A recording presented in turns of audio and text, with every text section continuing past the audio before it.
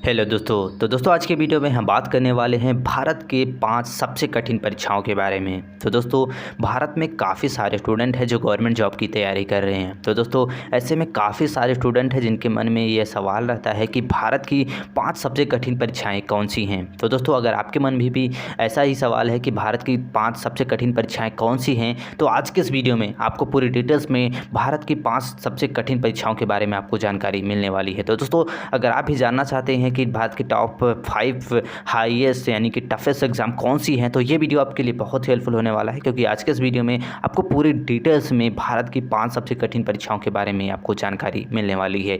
तो वीडियो को अंत तक जरूर देखें। तो आइए स्टार्ट करते हैं। दोस्तों अगर हम बात करें भारत में सबसे कठिन परीक्षाओं में, तो उसमें सबसे पहले नंबर पर आता है यूपीएससी।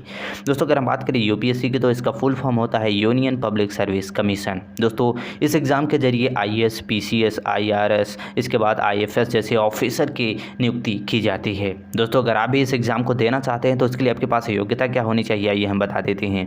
दोस्तों आप भी इस एग्ज़ाम को देना चाहते हैं तो आपका ग्रेजुएशन पूरा होना चाहिए। दोस्तों आपका ग्रेजुएशन किसी भी स्ट्रीम से हो सकता है, यानी बीए, बीएससी, बीकॉम, बीटेक या फिर कोई भी। यदि आपने ग्रेजुएशन कंप्लीट कर लिया है तो आप इस एग्ज़ाम को दे सकते हैं। दोस्तों इसके बाद हम बात कर लेते हैं इस एग्ज़ाम को देने के लिए आपकी उम्र कितनी होनी चाहिए। दोस्तों अगर आप भी इस एग्ज़ाम को देना चाहते हैं तो आपकी उम्र 21 से 32 वर्ष होनी चाहिए। इसके साथ साथ ओबीसी के लिए 3 वर्ष और एसटी एससी कैंडिडेट के लिए 5 वर्ष की इसमें आयु में छूट दिया जाता है। अब हम बात कर लेते हैं कि ये एग्ज़ाम की सिलेक्शन प्रोसेस इसका कैसा होता है, यानी कि चयन प्रक्रिया इसमें कैसी होती है। तो दोस्तों अगर हम बात करें इसमें सिलेक्शन प्रोसेस की, तो इसमें जैसे ही आप आवेदन करते हैं इसके एग्ज़ाम के लिए, इसमें सबसे पहले नंबर पर आपका प्रारंभिक परीक्षा कराया जाता है, जिसमें आपका 2 पेपर कराया जाता है। इसके बाद आपका मुख्य पेपर जिसमें आपको 9 पेपर देने होते हैं।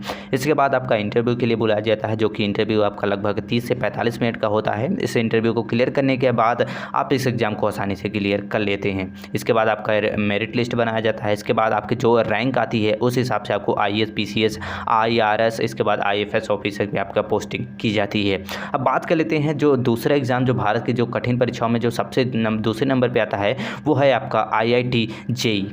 तो दोस्तों आइए अब हम बात कर लेते हैं आईआईटी जेईई एग्ज़ाम के बारे में। तो दोस्तों इंडिया में बहुत सारे स्टूडेंट हैं जो 12th पास करने के बाद इंजीनियरिंग के फील्ड में अपना कैरियर बनाना चाहते हैं। तो दोस्तों अगर आप भी इंजीनियरिंग के फील्ड में अपना कैरियर बनाना चाहते हैं, आप इंडिया के टॉप कॉलेजेस से आईआईटी यानी कि बीटेक या फिर बीईए कोर्स को करना चाहते हैं, तो उसके लिए आपको आईआईटी जेईई के एग्ज़ाम को देना होता है। तो दोस्तों अगर आप हम बात करें इस एग्ज़ाम को देने के लिए आपके पास है योग्यता की, तो दोस्तों आपका जो योग्यता होनी चाहिए उसके लिए आपको सबसे पहले आपका 12th पास होना चाहिए। दोस्तों आपका 12th पीसीएम सब्जेक्ट है, यानी कि फिजिक्स, केमिस्ट्री, मैथ सब्जेक्ट के साथ आपका 12th पास होना चाहिए, और 12th में आपका 75% मार्क भी इसमें मांगा जाता है।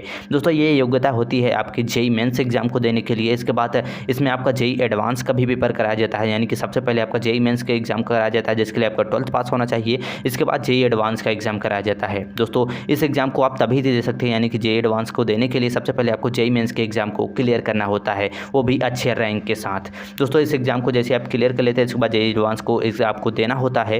दोस्तों अगर हम बात करें जो काफ़ी सारे स्टूडेंट्स जानना चाहते हैं कि क्या जेईई जो जेईई की जो एग्ज़ाम कराए जाते हैं उसके लिए कोई एज लिमिट होती है, तो उसके लिए हम आपको जानकारी के लिए बता देना चाहते हैं। इसलिए आपको कोई भी एज लिमिट यानी कि एज बाउंडेशन इसमें नहीं है, आप कभी भी इस एग्ज़ाम को दे सकते हैं। तो दोस्तों इसके बाद हम बात कर लेते हैं इंडिया की तीसरी टफेस्ट एग्जाम, यानी कि सबसे कठिन परीक्षाओं में तीसरे नंबर पर आता है हमारा नीट का एग्ज़ाम। तो दोस्तों काफ़ी सारे स्टूडेंट हैं जो 12th पास करने के बाद मेडिकल कॉलेज में एडमिशन लेके अपना मेडिकल के फील्ड में अपना कैरियर बनाना चाहते हैं। तो दोस्तों अगर आप भी मेडिकल के फील्ड में अपना कैरियर बनाना चाहते हैं, दोस्तों आप एमबीबीएस, बीएचएमएस, बीएएमएस या फिर बीडीएस कोर्स में एडमिशन लेना चाहते हैं, तो उसके लिए आपको नीट एग्ज़ाम को क्लियर करना अनिवार्य है।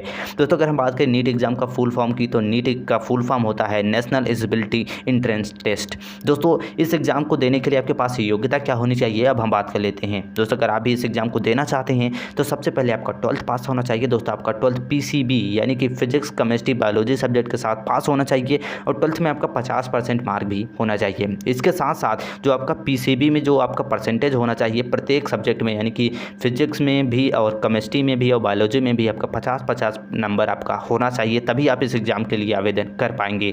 इसके साथ आप बात कर लेते हैं कि आपका आय सीमा यानी कि एज लिमिट इसके लिए क्या होनी चाहिए। दोस्तों आप भी अगर आप नीट एग्ज़ाम को देना चाहते हैं तो आपकी उम्र 17 वर्ष से अधिक होनी चाहिए, तभी आप इस एग्ज़ाम को दे पाएंगे। अब इसके बाद हम चौथे नंबर पर बात कर लेते हैं। तो दोस्तों इंडिया के अगर हम बात करें सबसे कठिन परीक्षाओं में, तो चौथे नंबर पर आता है आपका गेट एग्ज़ाम। तो दोस्तों आइए बात कर लेते हैं गेट एग्ज़ाम के बारे में। दोस्तों गेट एग्ज़ाम जिसका फुल फॉर्म होता है graduate aptitude test in engineering. तो दोस्तों इस एग्ज़ाम को वही स्टूडेंट दे सकते हैं जिन्होंने अपना बीटेक कंप्लीट कर लिया है। दोस्तों यह एग्ज़ाम आयोजित किया जाता है उन स्टूडेंट के लिए जो बीटेक कंप्लीट कर चुके हैं और आगे चल के मास्टर डिग्री लेना चाहते हैं इंजीनियरिंग के फील्ड में, या फिर आप एमटेक करना चाहते हैं, एमटेक में आप एडमिशन लेना चाहते हैं IIM जैसे कॉलेजेस से, या फिर आप मल्टीनेशनल कंपनी में जॉब अपॉर्चुनिटी बढ़ जाती है यदि आप गेट एग्ज़ाम को क्लियर कर लेते हैं। इसके साथ साथ यदि आप PhD में एडमिशन लेना चाहते हैं या फिर आप रिसर्च एंड डेवलपमेंट में नौकरी पाना चाहते हैं, तो उसके लिए आपको गेट एग्ज़ाम को क्लियर करना अनिवार्य कर दिया गया है।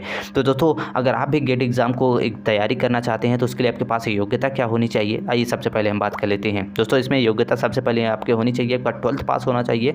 दोस्तों आपका 12th आपका PCM यानी कि फिजिक्स केमिस्ट्री मैथ सब्जेक्ट से पास होना चाहिए और 12th में आपका 60% मार्क भी होना चाहिए। इसके साथ साथ आपके बीटेक की डिग्री आपके पास होनी चाहिए, तभी आप इस एग्ज़ाम के लिए आवेदन कर पाएंगे।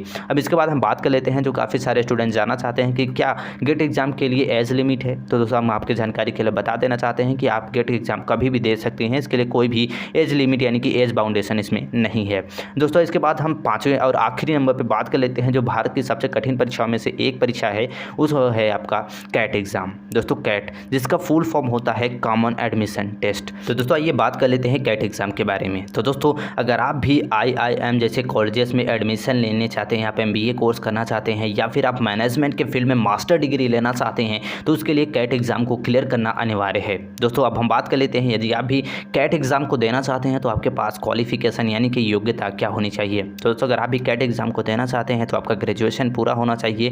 दोस्तों आप ग्रेजुएशन भी कोई भी कोर्स कर सकते हैं। यदि आप BBA कोर्स करेंगे तो आपको काफ़ी ज़्यादा बेनिफिट मिलेगा, क्योंकि ये एक मैनेजमेंट के फील्ड में आपको यहाँ पे आपको आगे चल के ज़्यादा बेनिफिट मिलता है। तो दोस्तों आइए हम बात कर लेते हैं कि आपका ग्रेजुएशन में कितना % होना चाहिए। तो दोस्तों आपका ग्रेजुएशन में 50% मार्क होना चाहिए, तभी आप कैट एग्ज़ाम के लिए आवेदन कर पाएंगे। इसके साथ साथ हम बात कर लेते हैं जो काफ़ी सारे स्टूडेंट जानना चाहते हैं कि कैट एग्ज़ाम के लिए एज लिमिट कितनी है, यानी कि आयु सीमा कितनी होनी चाहिए। दोस्तों अगर हम बात करें कैट एग्ज़ाम के लिए तो आप कैट एग्ज़ाम कभी भी दे सकते हैं, यानी कि इसमें कोई भी एज बाउंडेशन नहीं है।